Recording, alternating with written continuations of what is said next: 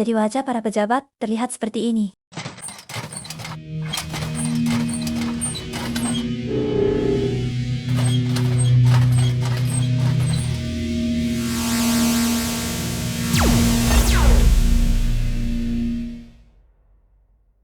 Itulah motoku. Orang itu telah memilih jalan yang salah. Apa Suster Lan masih terbaring? Ya, aku mendengarnya dari pelayan istana Jeon Ryong. Melalui orang lain, mereka bilang nyawanya tidak dalam bahaya. Jadi dia baik-baik saja. Begitu ja. Meskipun satu-satunya saudaramu terluka. Kau tidak tampak khawatir. Sama sekali kupikir kalian akan keringat dingin. Kalian saling mengenal dengan cukup baik. Setelah hidup bersama selama lebih dari 10 tahun.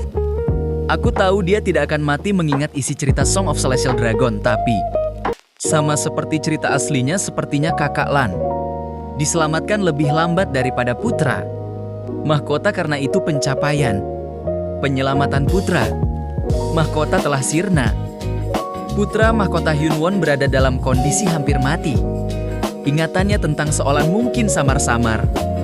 Karena Seolan adalah gadis yang melampaui ingatan samar yang dimilikinya. Dalam kondisi itu, dia pasti semakin tertarik padanya. Dan ketika dia mengingat semua kebenaran itu, dia akan merasakan takdir dan semakin menginginkannya. Dari sudut pandangku itu tetap saja disayangkan. Tapi mengingat kepribadian Seolan, dia mungkin akan mengatakan itu sambil tersenyum. Bagaimanapun juga dia tidak melakukannya karena mengharapkan imbalan. Menjadi nona istana jelas bukan sesuatu yang bisa dilakukan dengan sembarang orang. Wow, ternyata lebih berat dari yang kuduga. Yeonri, jangan menghunus pedang itu, kau akan terluka, itu berat. Taepyeong, apa kau benar-benar berpikir aku tidak bisa menangani hal seperti ini? Itu Mal. Kau pernah memecahkan toples di istana utama sebelumnya. Sekarang setelah aku pikir-pikir, bukankah itu menyebalkan? Kau berbicara kepadaku seolah-olah menenangkan dan menghiburku. Taepyeong, kau memperlakukan adik Seo seperti Nona. Tapi kau memperlakukanku acuh dan tak acuh. Padahal aku setahun lebih tua dari adik Seolan. Aku juga pembantu tetap. Ayo, panggil aku Kakak Yan. Apa yang kau bicarakan, Yeonri? Sudah kubilang. Ayo coba, katakan sekali lagi. Ayo Kakak Yeon. Apa maksudnya itu, Yeonri? Apa yang bisa kuharapkan dari aku? Mengakuinya, aku kalah. Aku harus melipat selimut, panggil aku kalau sudah selesai. Ja. Mengganti topik pembicaraan dengan begitu cepat. Tapi, enggak. Kenapa? Kenapa kau membuat khawatir lagi? Kudengar wanita itu baru saja tiba di istana Baekseon. Apa sebenarnya maksudnya itu, Yeonri? Seperti yang kuduga, fisikmu yang kuat membantumu cepat pulih. Jang Mulia. Taepyeong, Dulu di Gunung Baeksak ada seseorang yang berkata apa saja, namun kini menundukkan kepalanya dalam-dalam. Kau jadi lebih pendiam. Jika kau merasa terbebani dengan kehadiran para pelayan, aku akan menyuruhnya pergi. Apakah itu baik-baik saja? Kenapa kau pikir aku perlu pengawal? Hahaha. Astaga. Aku tertawa terlalu berlebihan. Anda tidak perlu minta maaf. Hei, Yundang. Aku ingin bicara sebentar dengan penyelamat. Hidup kita jadi tolong ting sebentar di luar gerbang istana White Sage. Ya, yang mulia, karena ada pelayan juga di sini. Seharusnya tidak masalah. Taepyeong, apa kau tidak menghargai hidupmu? Diam saja sebentar agar aku bisa mengatur pikiranku. Ini tidak seperti yang kamu kira. Ada dua alasan aku mengunjungi istana White Sage tanpa pemberitahuan. Pertama, aku ingin memastikan tubuhmu apakah sudah pulih. Berkatmu aku selamat. Aku harus setidaknya mengucapkan terima kasih sendiri. Jika Anda ingin memanggilku ke istana jujak, aku akan datang dengan senang hati. Langkah Anda terlalu berharga hanya untuk sekedar mengecek seorang warrior kelas 3. Jadi kau bisa berkata manis bila diperlukan. Rasanya tidak buruk sama sekali. Itu bukan pujian. Kau mungkin tak menyadarinya, tapi pandai berkata-kata. Mulai sekarang, ajari aku swordmanship. Itulah alasan keduaku datang ke sini. Apa? Oren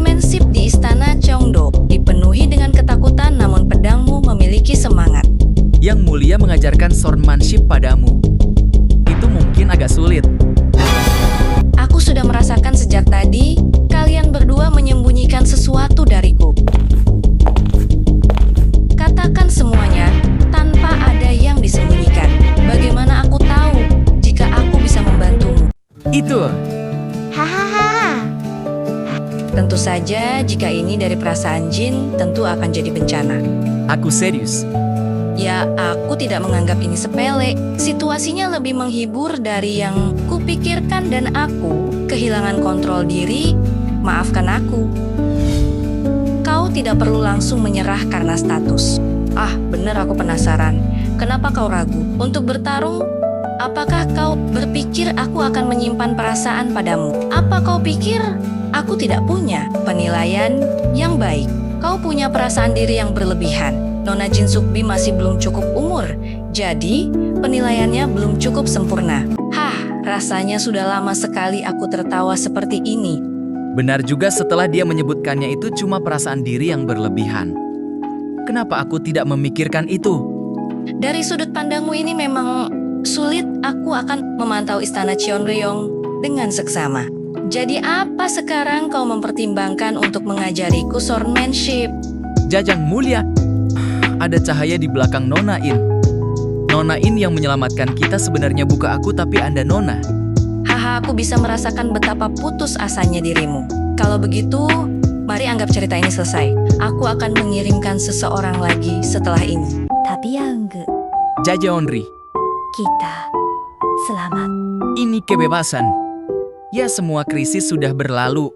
Musik semi akan segera tiba, ku harap cuaca segera menghangat. Di luar dingin, jadi tolong masuk ke dalam.